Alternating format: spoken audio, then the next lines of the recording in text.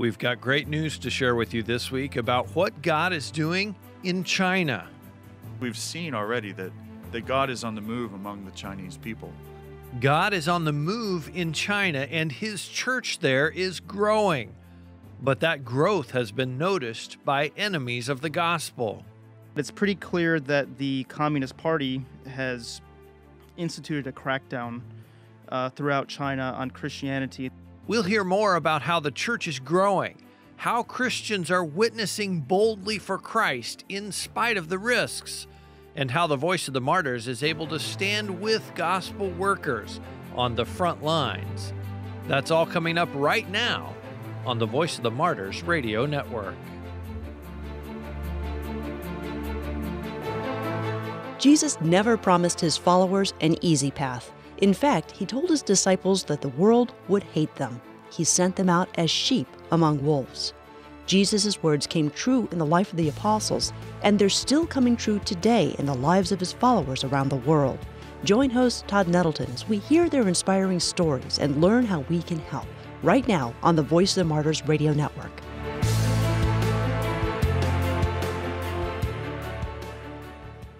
Welcome again to the Voice of the Martyrs Radio. Today in our studio, we're going to do kind of a little trip report.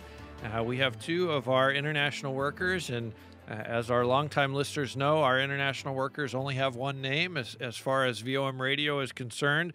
So we have Brother Jonathan and we have Brother Nick, and they are going to share because they just got back from a trip to the Far East, and so we are going to talk about their trip. Nick and Jonathan, welcome to Voice of the Martyrs Radio. Thanks, Todd. Thanks.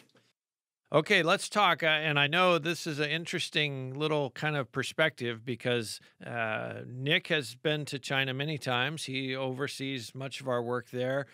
Jonathan, this was your first time in China. Absolutely. What sticks out in your mind that is maybe different from what you've seen in other nations, or just as a first timer, what was your experience of China? I think the most surprising thing to me going to China was knowing that the population is so massive. I was surprised as we flew around the country how much just open wilderness there is, open space. And then when you get to the city, just the unbelievable press of people. Massive humanity. Did you get a chance to ride the subway? I did. I rode the subway several times with Nick and survived. You and several million of your friends. My closest friends. Very close friends. Obviously, the purpose of your trip wasn't just tourism. It was to go and further VOM's work and to see what's going on with the church there. There's been a lot of attention paid in the last couple of months to the destruction of church buildings, the tearing down of crosses off of those. And Nick, maybe you can give us some insights about why that's happening and how widespread is it? Because we hear, literally thousands of churches are having the crosses torn down. So give our listeners just a little insight about what's really going on with the church in China right now. Well, from traveling around here for the last month, we know that this year has been an especially difficult one for Christians, and really not just this year, but starting last year, because the crackdown on churches in Wenzhou, for example, that's been going on for a while now. But it's pretty clear that the Communist Party has instituted a crackdown throughout China on Christianity, and this kind of goes hand in hand with their campaign to purify the party, to go against anti-corruption. So, of course, the party's always seen Christianity as a big threat, and the new president of China has made it very clear that part of the process of purifying the party is to return the party and China to its Marxist, Buddhist, Confucianist roots, and Christianity stands in the way of that in the minds of the leaders. So the leadership has been working on this big plan. I think it's been years in the making, and we're really finally seeing the fruits of it. And so what's happened in Wenzhou with the crosses being torn down, with churches also being torn down, that's just part of what's going on in the whole country. And everywhere we go, we're hearing about warehouses being raided, churches being raided, people being thrown in prison. And we realize that this is just I guess, the year that the party is really going after Christians. It's interesting to hear the statement to purify the party. They really see Christianity as a corrupting influence against communism, against Marxism, against the roots of that. So even in a country where they would like to tell the world we have religious freedom, but they really do see that as dangerous. Being a Christian is dangerous to the Communist Party, and they see that very clearly. Yes, that's right. And really, what it also shows is that Christianity has infiltrated the party. It's not just the country at large. We know that there are plenty of government officials, even high up, who are Christians. And that's a huge problem for the leadership. So they want to purge the party, and they also want to purge the country. Jonathan, I know you had an interesting experience in China, and often, we've talked about how fast the church is growing in China, and why is that, and what are they doing, and tell us about your experience of being evangelized by a Chinese Christian. Sure. I grew up in the church here in the States, and I've for a long time said no one has ever shared the gospel with me outside of a church building. Never had anyone come up to me on the street and ask me if I knew Jesus or anything. So on our trip, we were on a flight flying inside the country, and I was sitting next to a young Chinese lady. And as the flight was taxiing to take off, we haven't even gotten off the ground yet, she turns to me before anything else and says, "Do you know Jesus?" And she proceeds to share the gospel with me. She finds out that I'm a Christian, and she asks if I'm a real Christian. And I said, yes. And she said, "Do you read your Bible every day?" And I said, yes. And she said, "Do you pray every day?" And I said, yes. And she said, "Do you share the gospel?" And I hesitatingly said, yes. And then once she was satisfied with my eternal condition, she turned to the Chinese man on the window and began to share the gospel with him. And she talked to him for about 20 minutes on the flight. And then she turned to me and she said, "You should pray for this man. I've just told him about Jesus, but he doesn't believe." And as the flight was going on, I realized that her husband was sitting across the aisle and one row up from us. And I had offered him my seat, and he goes, "No, it's okay." And what I realized was he was sharing the gospel with the people on his row. Wow. So it was amazing to me to have just this girl right out of the blue say, "Do you know Jesus?" in the middle of China. And to strategically position her and her husband. Yeah. It was amazing. I fly not as much as you, but I fly a fair amount, and the last place I ever want to be is in a middle seat. So to intentionally sign up for a middle seat so that you can talk to the person on your left and on your right, and to do it before you ever leave the runway, it shows a very strategic and a very intentional way. And we asked the question, why is the Chinese church growing? Well, if you have a church full of people like that, you're going to grow. There's not going to be a way you can stop growing. Absolutely.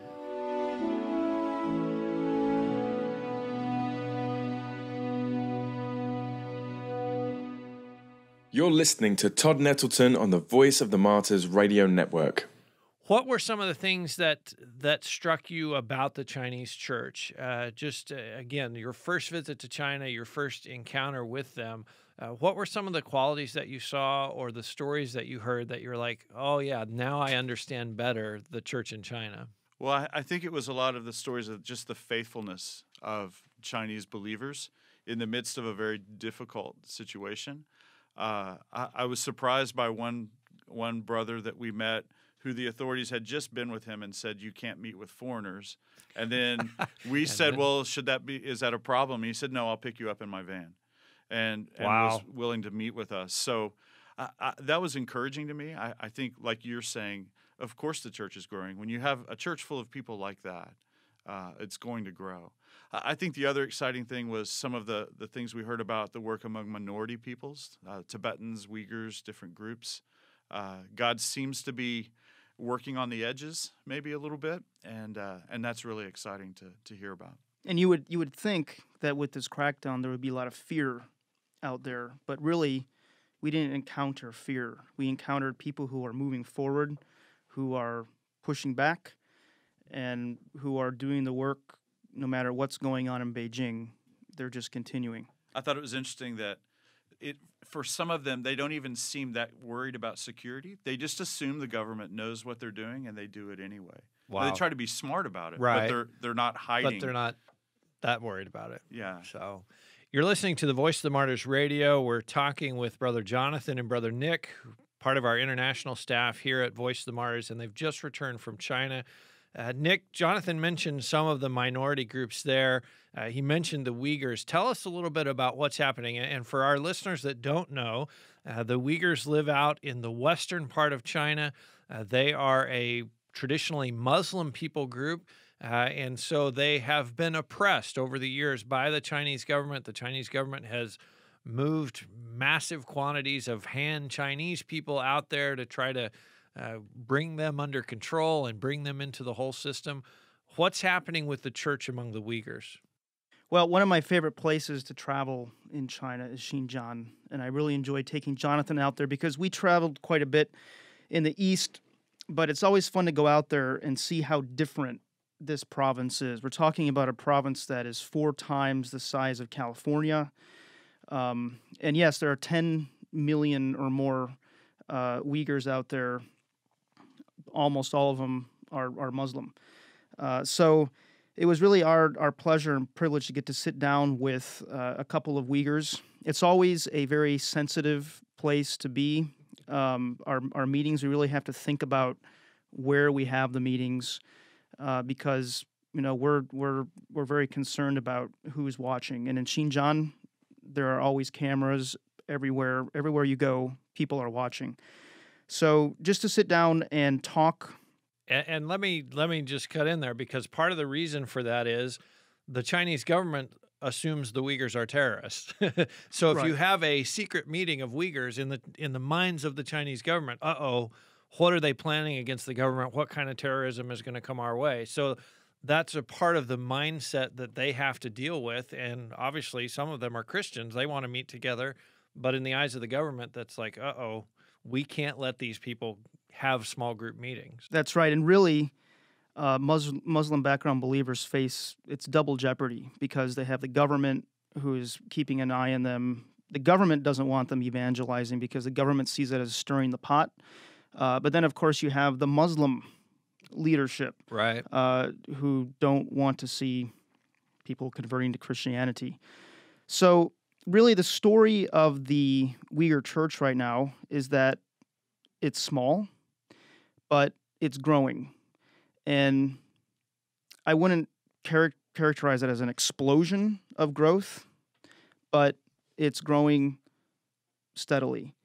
And really, it comes down to how the work is being done. And evangelism in Muslim areas has to be done differently than in other parts of China. And so that really is the challenge for Uyghur Christians and also for Han Chinese who come in to evangelize, is it has to be done with a lot of thought. You can't just be out there handing out tracts and throwing Bibles into people's hands. You mentioned the Han Chinese coming to evangelize. Does the Chinese church have a heart for the Uyghur people? Is there a mission movement that's developing to say, hey, these guys live in our country and they don't know Jesus, but obviously culturally they're very, very different. Is there a lot of that, or is it kind of a little bit, or what's the status of that? Well, this is what's really been exciting to see, is that the Chinese church in the East really has started to wake up and to realize that these people here in the West, they are our brothers and sisters, and we need to go and minister to them.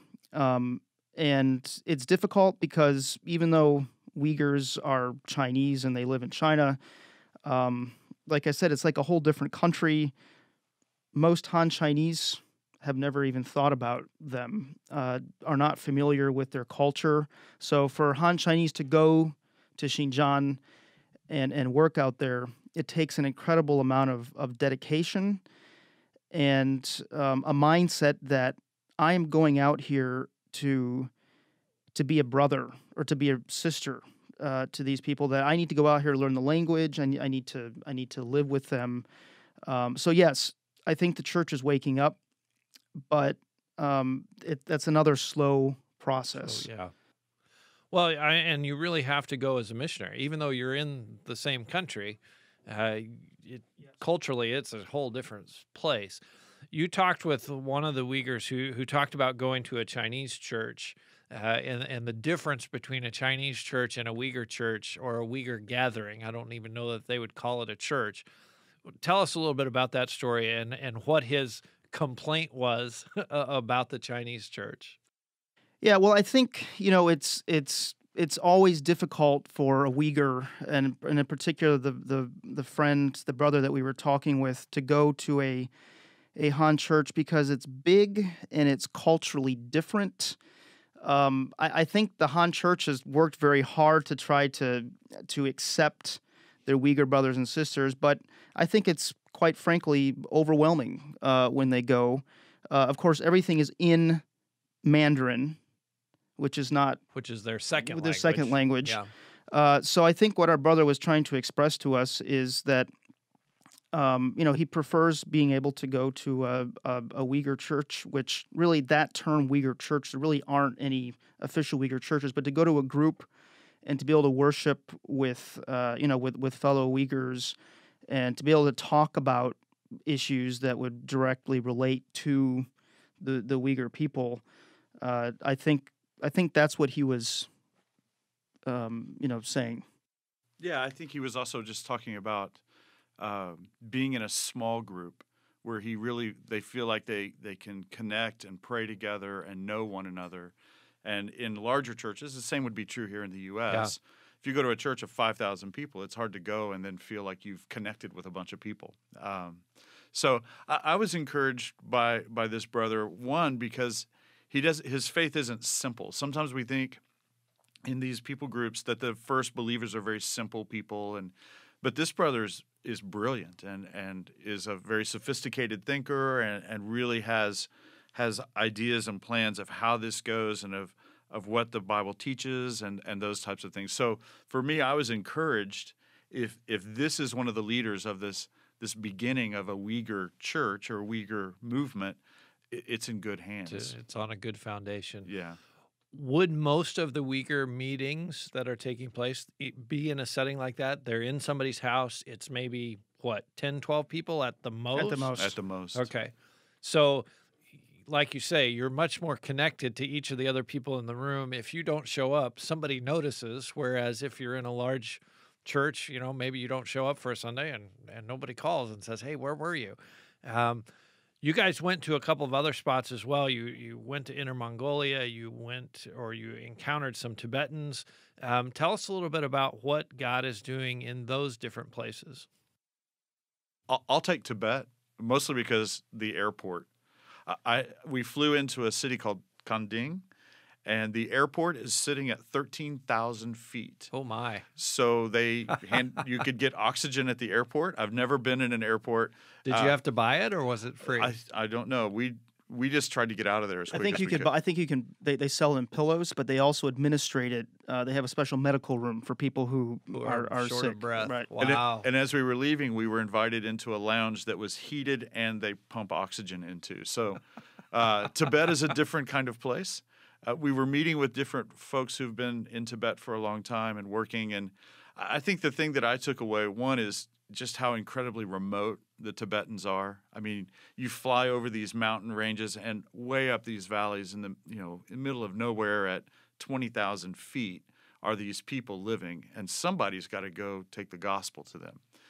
I was encouraged by our brothers and sisters who were saying they really feel like this may be the beginning of a time, maybe where God is moving among Tibetans.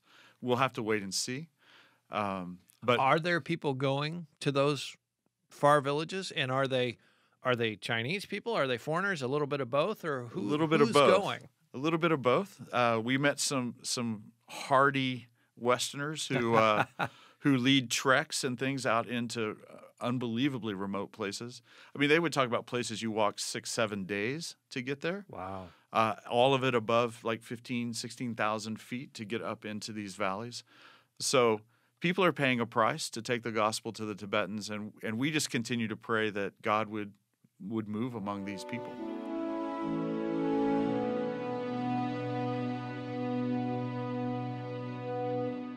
You're listening to Todd Nettleton on the Voice of the Martyrs Radio Network. You can listen to every episode of VOM Radio at www.vomradio.net. What are some of the things, and I know obviously whenever we talk about VOM's work in a place like that, we can't talk too much and maybe we can't talk at all, but what are some of the things that Voice of the Martyrs is doing, particularly in some of these remote areas, so Western China, Tibet, Mongolia? What are some of the ways that Voice of the Martyrs is helping the church or helping the gospel to go forward?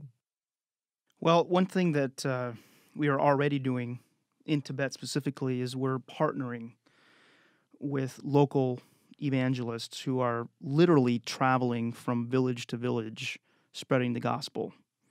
And so, obviously, someone for Jonathan and I, there are really parts of Tibet where we can't even go. You would never be able to access go. is an issue. So it's such a privilege to be able to partner. And we're actually partnering with Tibetans who can speak the language, who understand the context of Buddhism within culture, because that's another challenge is just, a lot of Han Chinese come out to try to evangelize Tibetans, but they don't necessarily understand how to do it effectively. You've really got to pierce the ideas that Tibetans have about God and Buddhism. So that's what we do. And then of course we're exploring other opportunities. And I can say that it's great that we're really shifting our focus, some of our focus to the West. And so right now I feel like it's kind of a beginning for us. I think if our listeners wanted to pray for Tibetans, the thing to pray, what we heard over and over was, oftentimes one brother or sister will come to Christ in a village, and then the evangelist moves on or whatever, and there's no one there except this one guy. Wow. And in Tibetan culture, to be Tibetan is to be Buddhist. And it's a shame on the family and everything. So it's so hard for those new believers to stand. So I would say praying for new believers among the Tibetan people, it would be a great project for our work. Do they have Bibles? Do they have Bible in the Tibetan language? Yes, they do. It is available. Okay. But still, if you're one guy in a village, even if you have a Bible, you're very isolated. Right. Yeah. You're listening to the Voice of the Martyrs Radio, and we're talking with Brother Nick and Brother Jonathan, who just returned from China. Jonathan, you mentioned how we can pray. Let's talk about China as a whole. What are some things that we can pray for among the Uyghurs and among China, kind of the broader picture of China, especially in light of what's going on right now with this sort of hard pressing on the church by the Communist Party that you talked about earlier? I think we need to pray for boldness, continued boldness for the More Chinese people church. like the lady on the airplane. More ladies like that. But I think praying for boldness and courage in the midst of a difficult time, to me, that's what it all comes down to, because we've seen already that God is on the move among the Chinese people. Maybe the largest church in the world in China, we don't know, but that they would continue to have boldness and courage in the midst of really mounting opposition from the government. Yeah, there's definitely a tendency, I think, during these difficult times for some house churches to kind of shrink back into their four walls. Like, let's try to ride this out or just see what happens. And maybe now we should kind of cut back on evangelism. And so really we just need to pray for strength and for boldness that they will continue to get out there no matter what's going on, from the government. You've talked about several things. The fact that we help evangelists to be out there. We call those people here at Voice of the Martyrs frontline workers. Our listeners who want to be involved in supporting that can give to the Frontline Ministries Fund, which goes to help those workers. You can connect to that on our website, vomradio.net. The other thing is Bibles. We talked a little bit about that. Are there any projects, and I know part of your work there was meeting with some of our partners. Again, we get into territory that we can't necessarily talk about, but what were some of the things that are coming down the road project-wise and with our partners that A, that you can talk about, and B, that are exciting to you as we look ahead to what's going on in China?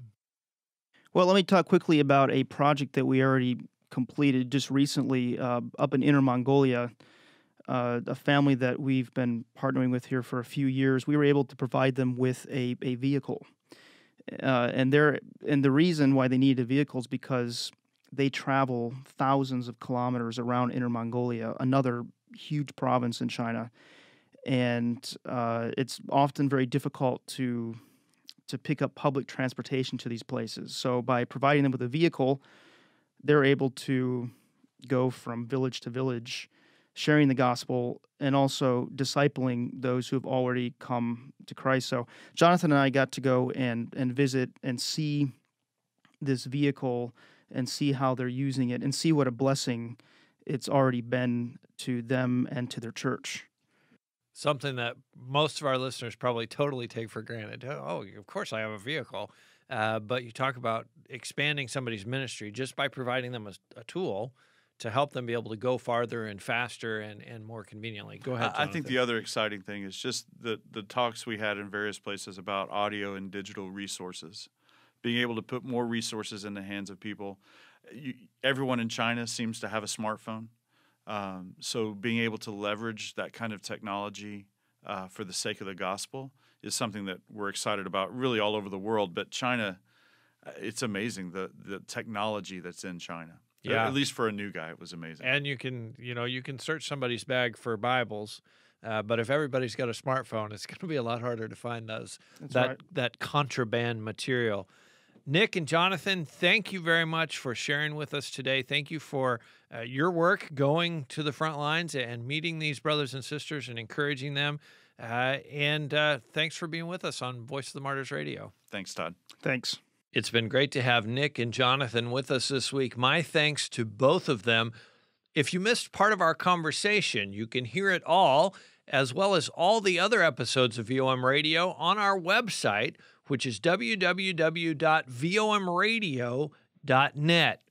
If you'd like to give us feedback about our show or ask a question about VOM's work, you can do so at vomradio.net.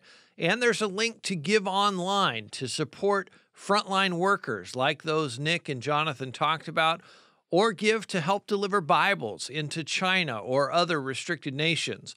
All that is online at vomradio.net.